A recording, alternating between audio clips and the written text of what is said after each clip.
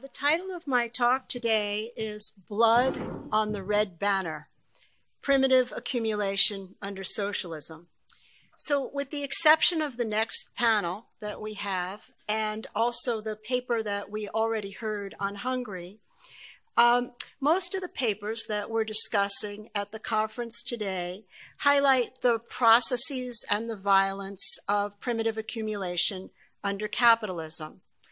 So primitive accumulation has not been a concept that has been applied to socialist development, not since Preobrazhensky, who was shot by Stalin in 1937. So I think what we're doing today at the conference is something really completely new. And the ideas that I'm going to advance are things that are not common either for my field or for the field of Eastern Europe or for other investigations of socialism. In fact, socialism was always, and still today, seen as an alternative to capitalist violence and to class exploitation. It was seen as a path toward development in which all working people would control and benefit from the wealth that they produced. Now, in the Soviet Union, development and industrialization, which spanned about 300 years in the West, and which we've been talking at length about, were telescoped into a mere decade. This was the decade of the 1930s. In this decade, at the same time in the United States and Europe and in other places, workers were standing in bread lines and they were battling in the streets. And actually, they looked hopefully to the world's first socialist state, to a new system that promised to transcend poverty and the anarchic boom-bust cycles of capitalism. After the archives opened in the Soviet Union and then in Russia in the early 1990s, we actually learned the full story of the 1930s in the Soviet Union. And we learned, although we didn't really theorize very much, that in fact this decade too was marked by extreme violence, by chaos, and by dispossession. And in fact, one of the things that became apparent to me as I was teaching about the history of capitalism, but at the same time doing deep research into the history of Soviet socialism, was that socialist primitive accumulation, if we want to call it that, bore many of the same features that it had under capitalist accumulation. The state entered a long, protracted struggle with both peasants and workers over production and consumption, and this was a struggle that Marx never imagined under socialism. The state actually assumed the role of the capitalist in appropriating surplus. And although that surplus was plowed back into development rather than the enrichment of any particular class, neither peasants nor workers ever fully acquiesced to the sacrifices that were required. The issue, in fact, of accumulation shook the Communist Party so badly that it led to splits and to purges, and then to mass repressions of former oppositionists and alleged class enemies by the decade's end. These splits, first between the left opposition and the majority of the party, and then the right opposition and the majority, were in fact the forerunner of Stalinism. The Great Terror itself can be understood as a consequence of socialist primitive accumulation. And I'll talk a little bit more about that. So in my talk today, I want to advance an interpretation that differs from the most widely accepted explanations of Stalinism, either that the Bolshevik Party was inherently totalitarian from its inception, or that Stalin was somehow individually culpable and responsible for everything, or some vague modernization theory which is now applied to the Soviet Union as well. And instead, I want to look at the very precise ways in which the drive to accumulate capital and the grain crisis shaped political and economic outcomes within the world's first socialist country. Now, in order to understand the political and class forces that shaped the outcome of the 1930s, we have to go back to the Civil War. After the Civil War was over in 1921, the Soviets basically inherited a ruined economy. It was overwhelmingly peasant and rural. Industry, railroad track, and agriculture lay in ruins. And many workers, in fact, had fled the starving cities and returned to the villages from which they were usually 1-2 generations maybe removed. So that working class revolution had triumphed, but the working class itself was decimated. It was decimated by flight, by losses in the Red Army, and by starvation and typhus. During the Civil War, the Soviet government had been forced to requisition grain from the peasants in order to feed the Red Army and to feed the starving cities. And as a result, by 1920, they had lost considerable peasant support. Now, in many areas, peasants actually openly rebelled against the requisitions, despite their support for the overall land program of the revolutionaries, namely, to appropriate the land of the nobility.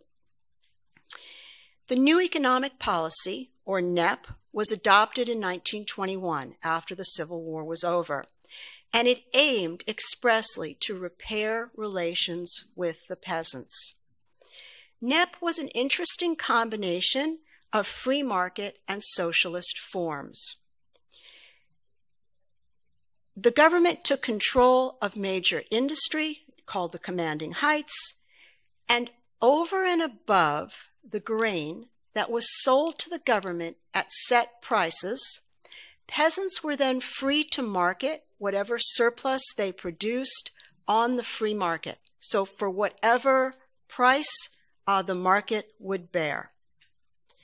This policy jump-started agriculture, and the country began restoring industry. I think we can say that NEP was enormously successful. And by 1926, the country had actually achieved its pre-war level of production. Industry had been restored, and petty household production in the countryside was flourishing. Now, party leaders and members believed that eventually large-scale commercial farms would replace the multi-generational, patriarchal peasant household as the main unit of production, and that class differentiation within the peasantry would come to an end. But no leaders considered replacing the peasant household by any kind of forcible consolidation of holdings. In fact, in 1919, Yevgeny Preobrazhensky, and Don will soon deliver a paper on Preobrazhensky, and Nikolai Bukharin, who later came to represent opposite poles in the discussion over capital accumulation and development, actually cooperated on a book called The ABC of Communism, laying out how the new socialist society would function. And in the ABC, Preobrazhensky and Bukharin maintained that small-scale peasant production would eventually be replaced by more efficient farms run with agricultural machinery, but the process would be slow, very slow. It would be gradual, and it would be voluntary. This position was supported by Lenin, by Stalin, and more broadly within the party as a whole. In fact, it was the official state policy through the 1920s. Now, despite the successes of NEP also had several drawbacks, and debates over its strategy began almost immediately. So NEP rebuilt the state's relationship with the peasantry, but it also committed the state to annual negotiations with millions of small peasant households every year over grain prices and deliveries after every harvest, which in turn had an important effect on the availability of food in the towns. Workers, in fact, were angered throughout the 1920s over the fluctuations in the cost and supply of food and also the power of small businessmen. In fact, the workers' opposition, which was an early opposition, called NEP the new exploitation of the proletariat. Peasants, on the other hand, were largely in favor of NEP and their ability to sell grain on the free market. Now, throughout the 1920s, these conflicting interests between workers and peasants were expressed politically through various oppositions within the party. And the state tried to manage the conflict between the two classes, going back now to some of the interesting points I think that Jairus made about the state.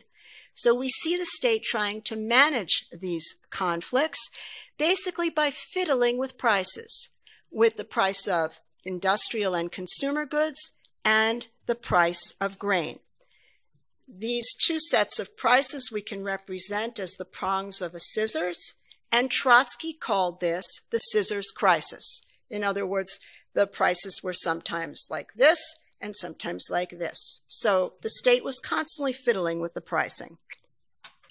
Now, beginning in 1923, and much of this history many of you are familiar with, a group led by Trotsky that became known as the Left Opposition began pushing a program of rapid development of heavy industry. The plan, basically in a nutshell, was this. 1, set the price of consumer goods as high as possible without completely alienating the peasantry. And at the same time, set the price of grain low. So you can already see where the position is on the scissors. 2nd, the state would then export grain that it bought cheaply from the peasants, and it would pump the difference into the development of heavy industry. The aim was to end unemployment in the urban areas, which was quite high during NEP, to build up heavy industry, including agricultural machinery, which would be introduced into the countryside, to do this as quickly as possible, and then, and only then, to switch over to the production of more consumer goods. Some shocks were expected. In other words, there would be a lack of consumer goods for a short period of time. There would be higher prices for goods and for food. And the peasants were expected to be somewhat dissatisfied with the low grain prices. But the period of difficulty was also expected to be brief, and of course the gains were expected to be very great. Now, the mainstream of the party, which later actually becomes the right opposition, advocated a different strategy, and this was based on the continuation of NEP. First, a slower tempo of development. 2nd, investment in light industry, in consumer goods, rather than heavy industry. 3rd, low prices for consumer goods and high prices paid to the peasants for their grain. The aim? Sell consumer goods cheap to the peasants at large volume. induce the peasants by selling these goods to sow and to market as widely as possible, and then very gradually, through taxes and export, the country would build up its capital reserves and then switch to the development of heavy industry. Now, this strategy promised a slower tempo and fewer shocks. And in fact, it was termed, and you can just see this is a wonderful metaphor, riding into socialism on the peasant nag. So you can sort of see the whole country riding into socialism very slowly on this old broken down horse. Now, Bukharin became the main theorist of the NEP path to development, and Preobrazhensky the main theorist of the left opposition. So the two men who had collaborated so closely in 1919 on the ABC of communism now diverged in their thinking about how socialism should continue to develop. By 1927, as we all know, the left opposition was vanquished. Trotsky was exiled, and many of his supporters were expelled from the party. And as a program, it appeared that the party had actually rejected the left approach. Yet, no sooner had the left opposition been expelled than the party faced a serious crisis.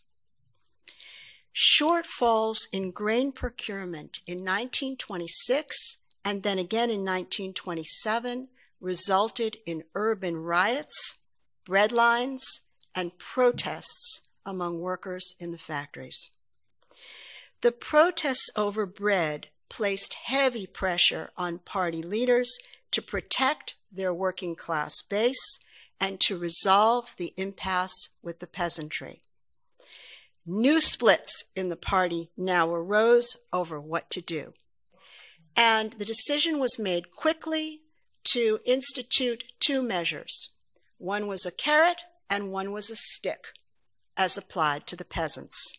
The carrot was to quickly send more consumer goods into the countryside, thereby taking them out of the city and away from workers, in order to induce the peasants to put more grain on to the free market. And the stick was that there were grain confiscations from wealthier peasants who were accused of hoarding the grain, holding on to it, in the hope that prices would continue to rise. So those two things both happened. And at this point, we have two groups now that develop within the party. We have a group around Bukharin, whose position was, we must continue with NEP at all costs. In fact, not only should we continue with NEP, but we have to do everything we possibly can to placate the peasantry. In other words, send as many goods to the countryside as possible. Whatever capital there is, we must use it in order to induce the peasants to put grain on the market.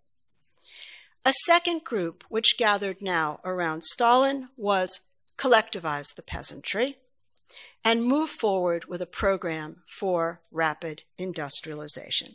We have to get out of this impasse, and if we continue with NEP, it is just going to continue. Bukharin's group, as you can imagine, charged Stalin's group with following a Trotskyist program, and Stalin's group now called the Bukharin group right deviationists. In 1928, the situation grew worse. The harvest yield, the collection, was even worse than it had been in 1927. Prices of food and grain on the free market shot up, and the peasants also now had reduced sowing because they were spooked by the earlier confiscations. There's no point to sowing if it's just going to be taken away from you by the state. The party now rejected the program of Bukharin, and in the summer of 1929, it moved to collectivize the peasantry. 25,000 workers volunteered to go into the villages to organize collective farms. Collectivization split the villages. Young people and poorer peasants tended to favor the idea, but the majority of middle peasants and kulaks, or the wealthier peasants, resisted. Peasants, however, were forced to join the collective farms, and this resulted in massive rebellion throughout the countryside. Rumors swept the peasantry. Wives were going to be collectivized. The family cow, which in many cases was more precious than the wife, the family cow was going to be collectivized. Priests also became very active in the rebellion.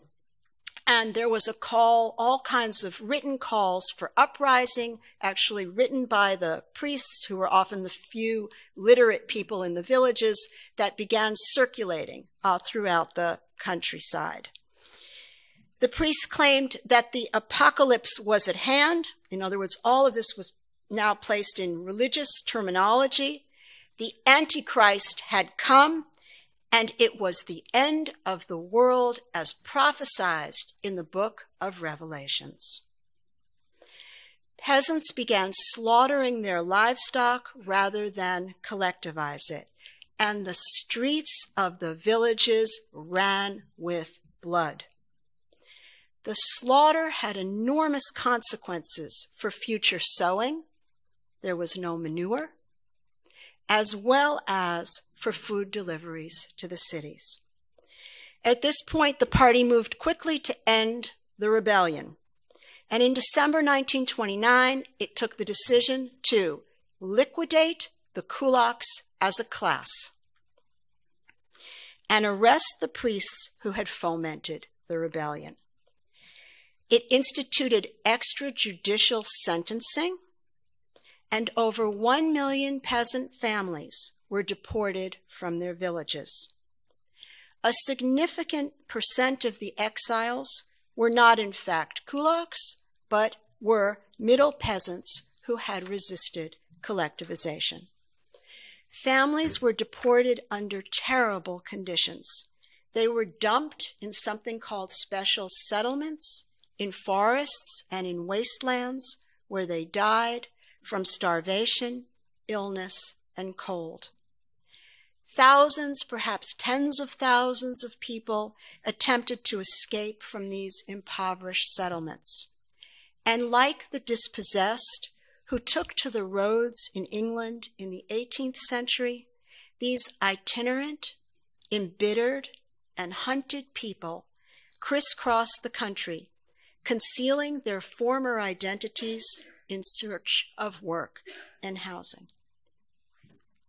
At the same time, in 1929, the party launched a mass industrialization drive, and millions of peasants also left the new collective farms for the cities to work as wage labor. Unemployment was completely eliminated in the Soviet Union by the fall of 1930. And between 1929 and 1932, about 10.8 million people entered the wage labor force, almost doubling the number of workers and employees. The mass slaughter of animals that had taken place in 1929, the lack of fertilizer, now led to unplanned increases in the price of meat, dairy products, bread, and vegetables. And as a result, in the cities, real wages fell by 50%. Now, the fall in real wages had some interesting and unforeseen consequences. The revolutionaries had always encouraged a program of women entering the labor force. The idea was that only with an independent wage could women be free from the domination of men and of the household. So that had always been part of the revolutionary program. Yet in the 1920s, there was very high unemployment, especially among women. Now, with industrialization and with the fall in real wages, women entered the labor force in record numbers. an unintended consequence, in a way, of inflation and the food crisis. This had enormous benefits for capital accumulation. First, it helped to offset losses in the standard of living. And second, it assured the state considerable savings on the construction of new housing and urban infrastructure. So when the wives of workers went to work, unlike peasants, they did not need to be housed. Most important, inflation and the fall in real wages allowed the state to employ 2 workers for the price of 1. And we've seen a similar trend occurring in the West.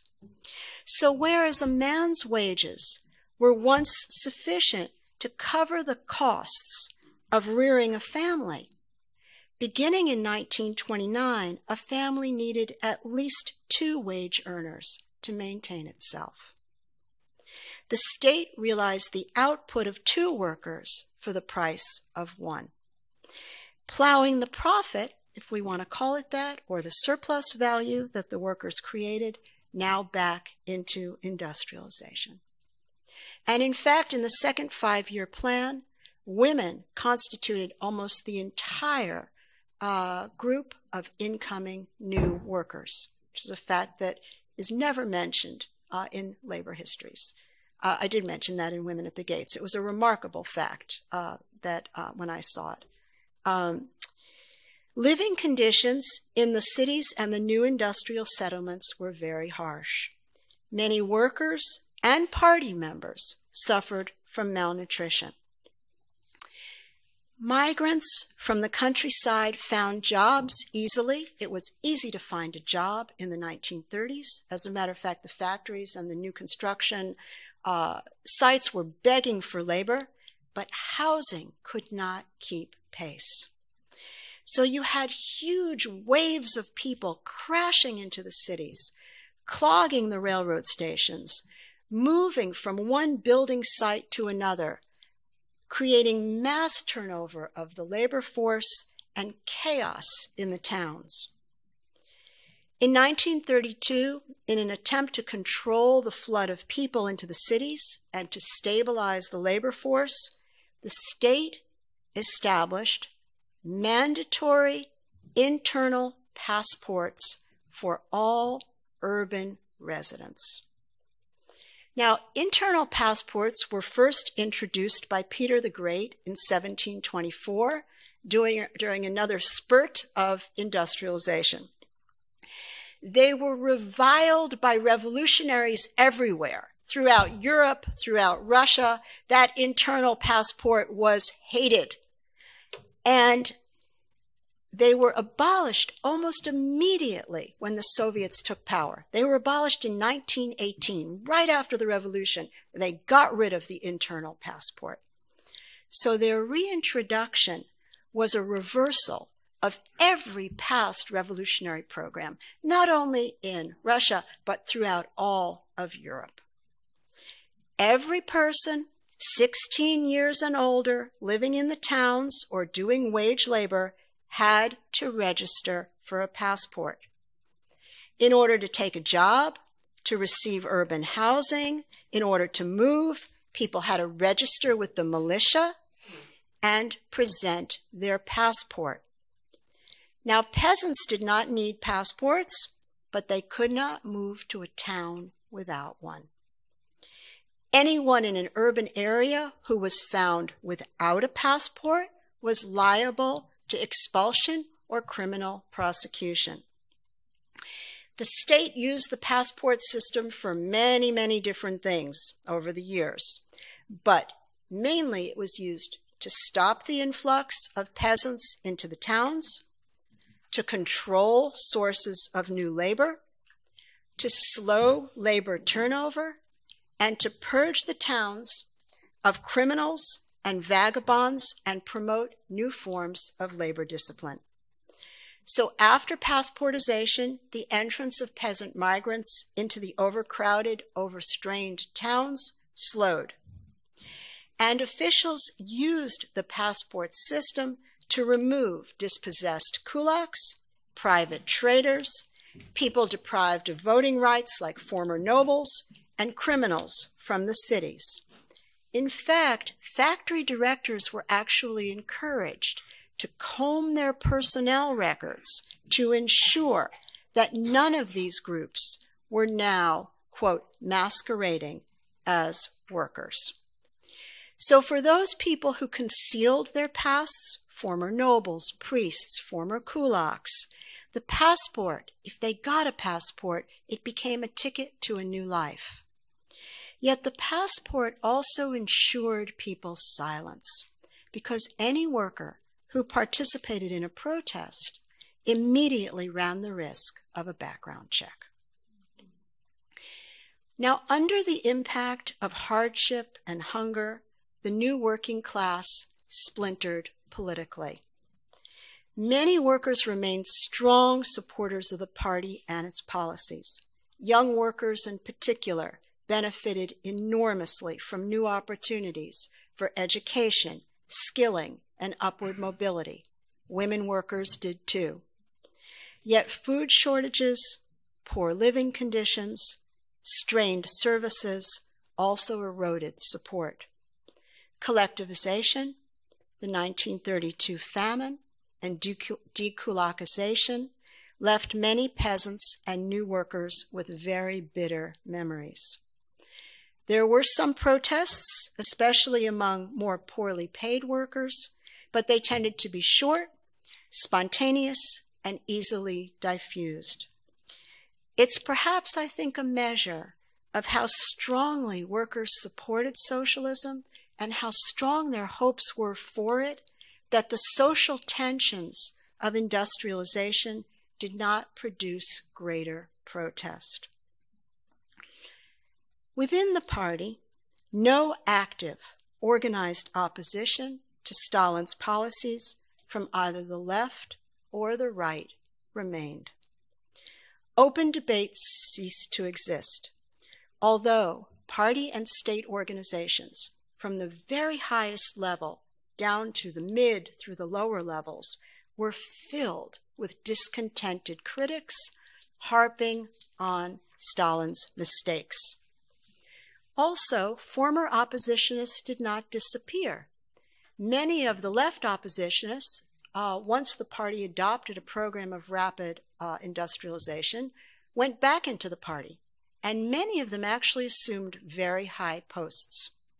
So they continued to meet informally. They continued to discuss politics informally. People were still alive. They were talking. They were involved in all kinds of ways. Against this broad background now of massive social upheaval and political discontent, only a small trigger was needed to ignite sharp fear among the party leadership. And that trigger was found in the assassination of Sergei M. Kirov in December of 1934. Kirov was the head of the Leningrad Party organization. Within 24 hours of the murder, the state passed emergency measures, establishing extrajudicial trials for those suspected of terrorism. Actually, the measures that were passed in the immediate wake of the Kirov murder resembled the Patriot Act that was passed in the United States after September 11th. This campaign, which began actually as a campaign against terrorism, in other words, those who had assassinated Kirov, soon broadened into a full-scale terror. So we moved from a campaign against terrorism into then what became known as the Great Terror. It took 2 years, though, and it was a gradual process. So over the next 2 years, the party slowly began investigating former oppositional groups. They began with the left, and then they moved toward the right. It was a kind of inevitable process in a way. Each new wave of arrests led to interrogations. Each interrogation led to some sort of a confession, which in turn led to more arrests. This is a dynamic we have seen now in many, many societies at many, many points in time. The repression reached its height in 1937-1938, when about 1.3 million people were convicted of counter-revolutionary crimes, and about 683,000 were executed. Most of the victims, among the victims, were quite prominent party leaders, cultural figures, former oppositionists, military generals, industrial managers. But these were not the only victims. As we discovered only in 1993, when the archives opened, in fact, in the summer of 1937, the party had launched something called the Mass and National Operations, something completely unknown to us. And in these, they targeted former kulaks, priests, recidivist criminals, as well as various national groups who were suspected of spying for the fascists. At the same time, the international situation, the defeat in Spain, and Hitler's aggression also contributed to a very heightened atmosphere of tension and fear. The Kirov murder was the trigger for the terror, but it's not sufficient to explain it. With fascism ascendant and a two-front war looming in the East and the West, Stalin and his supporters responded so strongly to the murder precisely because of their larger fears concerning internal and external threats to the country. The fear was actually this, that former oppositionists who were masked and actually within the party itself would ally with those elements of the population who were considerable and most discontented by industrialization and collectivization.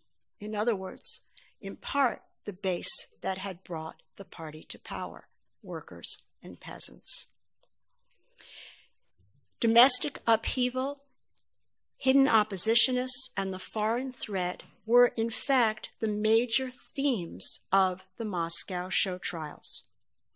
Both Vyshinsky, the prosecutor, and the defendants referred repeatedly to the social discontent that had been created by the upheavals of the first 5-year plan.